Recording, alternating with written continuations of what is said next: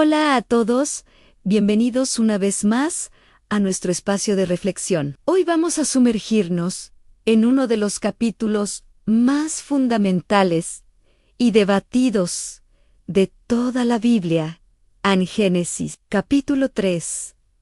Esta es la historia de cómo la desobediencia entró en el mundo, un relato que ha moldeado profundamente nuestra comprensión del bien, el mal, el sufrimiento y la redención. Así que, pónganse cómodos y acompáñenme en este viaje al jardín del Edén para desentrañar sus profundos significados. Todo comienza con una criatura descrita como la más astuta de todos los animales salvajes que Dios el Señor había creado, a la serpiente. Este personaje se acerca a la mujer, a Eva, y le lanza una pregunta aparentemente inocente, pero cargada de intención.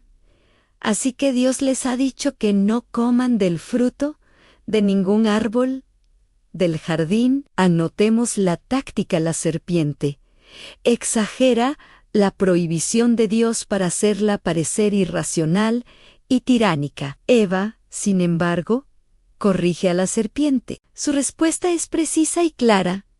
Podemos comer del fruto de cualquier árbol, menos del árbol que está en medio del jardín. Dios nos ha dicho que no debemos comer ni tocar el fruto de ese árbol, porque si lo hacemos, moriremos. Hasta este punto, Eva conoce el mandamiento. Sabe exactamente cuál es la voluntad de Dios y las consecuencias de desobedecerla. Pero es aquí donde la tentación da un giro drástico. La serpiente pasa de la insinuación al desafío directo. Con una audacia increíble, le dice a la mujer: no es cierto, no morirán. Esta es la primera mentira registrada, una contradicción frontal a la palabra de Dios. Y no se detiene ahí. La serpiente siembra la duda sobre las intenciones de Dios, acusándolo de egoísmo. Dios sabe muy bien que cuando ustedes coman del fruto de ese árbol, podrán saber lo que es bueno y lo que es malo, y que entonces serán como Dios. Esta es la esencia de la tentación a la promesa de autonomía, de conocimiento y poder al margen de Dios. La idea de ser como Dios es irresistible. La serpiente pinta la obediencia como una limitación y la desobediencia como una liberación hacia un estado superior de existencia. Ahora, la perspectiva de Eva cambia por completo. El texto nos dice: la mujer vio que el fruto del árbol era hermoso, y le dieron ganas de comerlo y de llegar a tener entendimiento. Lo que antes era simplemente un árbol prohibido, ahora se convierte en un objeto de deseo. Es atractivo a los ojos, apetecible para comer, y lo más importante, promete sabiduría. Cediendo a esta triple tentación, Eva corta uno de los frutos, lo come y, en un acto que sella el destino de ambos, le da a su esposo, que estaba con ella, y él también comió. El efecto es inmediato, pero no como la serpiente prometió. En ese momento se les abrieron los ojos, y los dos se dieron cuenta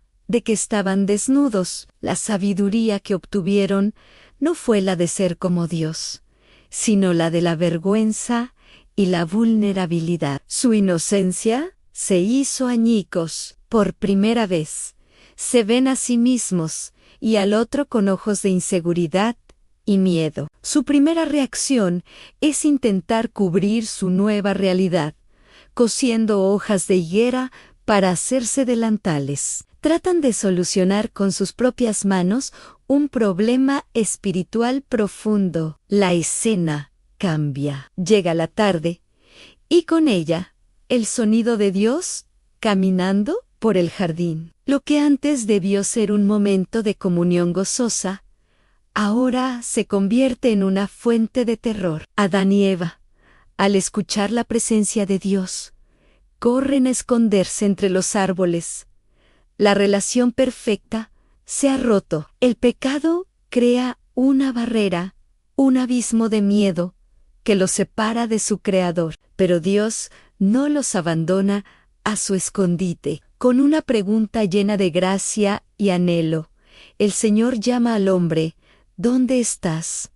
Dios, por supuesto, sabía dónde estaban físicamente. La pregunta es mucho más profunda. ¿En qué estado te encuentras? ¿Qué ha pasado con nuestra relación? La respuesta de Adán es reveladora. Dice: escuché que andabas por el jardín y tuve miedo, porque estoy desnudo. Por eso me escondí. Fíjense en la cadena de eventos. La desobediencia llevó a la vergüenza, y la vergüenza llevó al miedo, y el miedo los llevó a esconderse de Dios. Dios, con una paciencia infinita, los confronta con la raíz del problema.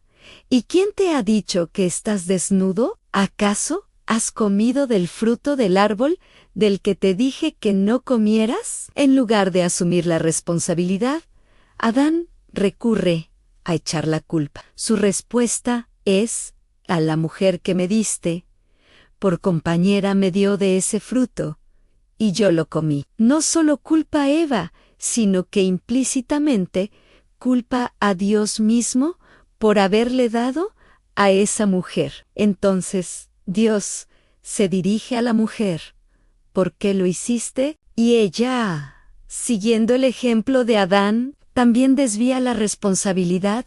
A la serpiente me engañó y por eso comí del fruto.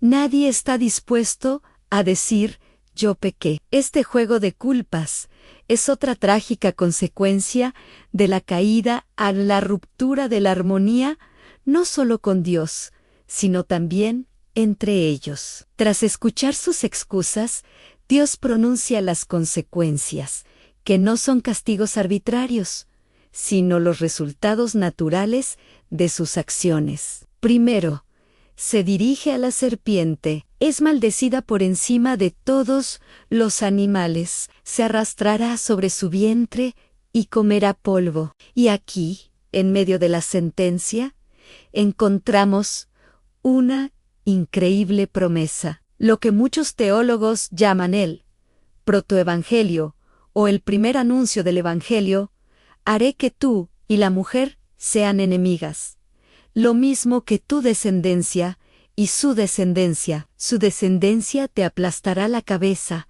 y tú le morderás el talón. Esta es una profecía asombrosa sobre el conflicto continuo entre la humanidad y las fuerzas del mal, que culminará en un descendiente de Eva que dará un golpe mortal a la serpiente, aunque él mismo sea herido en el proceso. Una clara alusión a la victoria de Cristo en la cruz. Luego, Dios se dirige a la mujer. Sus dolores en el parto se aumentarán. El acto de dar vida, que debería ser de pura alegría, estará marcado por el sufrimiento. Además, su relación con su esposo se verá alterada. El deseo hacia él y el dominio de él sobre ella introducen una tensión en la complementariedad original. Finalmente, Dios habla a Adán porque escuchó la voz de su mujer en lugar de la voz de Dios. La tierra misma queda bajo maldición por su causa. El trabajo, que antes era una actividad gozosa y creativa en el jardín, ahora se convertirá en una lucha ardua. Con duro trabajo la harás producir tu alimento durante toda tu vida. La tierra te dará espinos y cardos, y la sentencia final resuena con una solemnidad ineludible. Te ganarás el pan con el sudor de tu frente, hasta que vuelvas a la misma tierra de la cual fuiste formado, pues tierra eres, y en tierra te convertirás. La muerte física, la consecuencia advertida desde el principio, se confirma como el destino final del hombre caído. A pesar de la sombría realidad, hay un destello de esperanza y fe. Adán llama a su mujer Eva, que significa madre de todos los vivientes. Incluso frente a la sentencia de muerte, Adán se aferra a la promesa de vida y descendencia, y en un acto de tierna compasión, Dios mismo interviene para cubrir su vergüenza de una manera más adecuada que las hojas de higuera. Dios, el Señor, hizo ropa de pieles de animales para que el hombre y su mujer se vistieran. Para hacer esto, un animal tuvo que morir. Fue el primer sacrificio, una prefiguración del sacrificio definitivo, que un día sería necesario para cubrir permanentemente el pecado de la humanidad. Dios no los deja en su vergüenza, sino que les provee una cubierta, mostrando su gracia incluso en medio del juicio. Sin embargo, las consecuencias de su elección son irrevocables. Dios dice: ahora el hombre se ha vuelto como uno de nosotros, pues sabe lo que es bueno y lo que es malo. Esta es una afirmación irónica. Han obtenido el conocimiento, pero no el poder ni el carácter para manejarlo. Ahora, para protegerlos de una eternidad en este estado caído, Dios debe tomar una medida drástica. No vaya a tomar también del fruto del árbol de la vida y lo coma y viva para siempre. Vivir para siempre en un estado de pecado, separación y sufrimiento sería una maldición infinita. Por eso, con lo que debe haber sido un dolor inmenso, Dios, el Señor, expulsa al hombre y a la mujer del jardín de Edén, los envía al mundo que ahora está bajo maldición a trabajar la tierra de la que fueron formados. Y para custodiar el camino de regreso al árbol de la vida, pone al oriente del jardín a querubines y una espada de fuego que giraba en todas direcciones. El acceso a la vida eterna por méritos propios queda cerrado. La historia de Génesis 3 es trágica, pero es nuestra historia. Explica el origen del dolor, el conflicto, la vergüenza y la muerte que experimentamos. Pero, sobre todo, nos muestra el carácter de Dios, un Dios santo, que no puede tolerar el pecado, pero también un Dios misericordioso, que desde el primer momento ya estaba tejiendo un plan de redención. La expulsión del Edén no fue el final de la historia, sino el comienzo de un largo viaje de regreso a casa, un viaje que solo sería posible a través de la promesa susurrada en el jardín Alá de un descendiente que aplastaría la cabeza de la serpiente. Gracias por acompañarme en este profundo análisis. Espero que les haya dado una nueva perspectiva sobre este capítulo fundamental. Si les gustó este video, no olviden darle like, compartirlo y suscribirse para más contenido como este. Nos vemos en la próxima reflexión.